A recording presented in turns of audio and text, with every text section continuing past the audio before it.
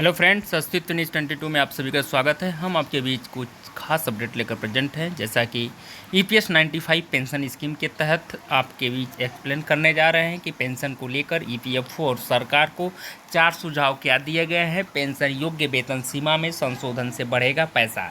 तो कैसे बढ़ेगा संशोधन सीमा से पैसा पेंशन का? तो ईपीएस 95 पेंशन विवाद जारी है। पेंशनर्स ने सरकार को 4 सुझाव दिए हैं। पेंशन योग्य वेतन सीमा का संशोधन, न्यूनतम पेंशन में सुधार, फंड का एक्चुरियल मूल्यांकन और ईपीएस फंड का अधिक रिटर्न देने वाले साधनों में निवेश। इनसे पेंशन भोगियों की आर्थिक स्थिति में सुधार हो सकता है। तो पेंशन को लेकर ईपीएफओ और सरकार को मिले सुझाव, इससे बढ़ जाएगा पेंशन का पैसा। तो ईपीएस 95 पेंशन को लेकर विवाद थमने का नाम नहीं ले रहा है। सरकार और पेंशन भोगियों के बीच सीधी लड़ाई चल रही है, जिसमें कर्मचारी भविष्य निधि संगठन पर गुस्सा उतारा जा रहा है। पेंशनर्स को सरकार से बड़े आश्वासनों की उम्मीद थी, जो पूरी नहीं हो सकी। अब पेंशनर्स खुद सरकार को कई सुझाव दे रहे हैं, जिससे पेंशन भोगियों को लाभ मिल सके। सरकार पर पेंशनर्स का गुस्सा, साथ में सुझाव। पेंशनर्स आंदोलन से जुड़े एक पेंशनर्स ने सोशल मीडिया पर पोस्ट के माध्यम से कुछ सुझाव दिए हैं। उन्होंने लिखा, मेरे हिसाब से ईपीएस 95 पेंशन के लिए सरकार को ठोस पहल करनी चाहिए। उन्होंने 4 बिंदुओं में यह बताया कि कैसे पेंशन भोगियों का भला हो सकता है।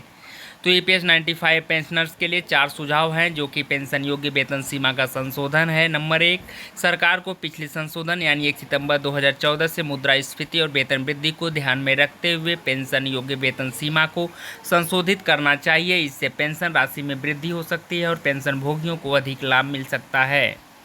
नंबर 2 है न्यूनतम पेंशन का संशोधन, यानी कल्याणकारी उपाय के रूप में बजटीय सहायता के साथ बुजुर्ग पेंशन भोगियों को कुछ राहत देने के लिए न्यूनतम पेंशन को संशोधित किया जाना चाहिए। इससे उन्हें बेहतर जीवन यापन का मौका मिल सकेगा। नंबर 3 है फंड का एक्चुरियल मूल्यांकन, यानी नवीनतम स्थिति का पता लगाने के लिए फंड का एक्चुरियल मूल्यांकन किया जाना चाहिए। इससे पेंशन फंड की वर्तमान स्थिति स्पष्ट होगी और आवश्यक सुधार किए जा सकेंगे। नंबर 4 है ईपीएस फंड का निवेश, यानी ईपीएस फंड को अधिक रिटर्न देने वाले साधनों में निवेश किया जाना चाहिए। इससे शुरुआती सेवानिवृत्त लोगों की मृत्यु के कारण सरकार का सब्सिडी बोझ धीरे धीरे कम हो जाएगा और फंड की स्थिति मजबूत होगी। तो पेंशनर्स की मांग क्या रही है, यानी पेंशनर्स की ये मांग सरकारी और ईपीएफओ के लिए चुनौती बन चुकी है।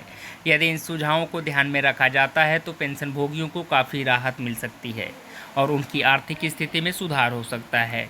तो दोस्तों, ईपीएस 95 पेंशन योजना को लेकर पेंशनर्स और सरकार के बीच तनाव बना हुआ है। पेंशन भोगियों ने सरकार को कुछ महत्वपूर्ण सुझाव दिए हैं, जिन पर ध्यान देने से उनकी समस्याओं का समाधान हो सकता है। अब देखना यह है कि सरकार और ईपीएफओ इन सुझावों पर क्या कदम उठाते हैं और पेंशन भोगियों की समस्याओं का कैसे समाधान करते हैं। दोस्तों, डिस्क्लेमर में हम कह सकते हैं कि हमारे चैनल पर जो भी जानकारी आप तक प्रेषित की जा रही है केवल जागरूकता मात्र के लिए है, इंटरनेट पर उपलब्ध स्रोतों से एकत्रित की हुई है। हम किसी भी राय या दावे का समर्थन नहीं करते हैं। जानकारी की सटीकता एवं विश्वसनीयता के लिए आप सभी लोग स्वतंत्र रूप से सत्यापन कर सकते हैं। दोस्तों, बहुत बहुत धन्यवाद। Thank you so much all of you.